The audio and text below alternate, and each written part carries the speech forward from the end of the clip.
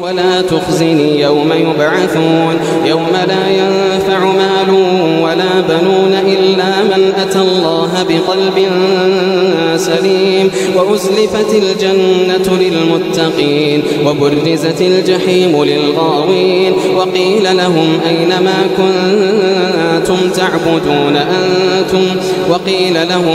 ما كنتم تعبدون من دون الله هل ينصرونكم أو ينتصرون فكبكبوا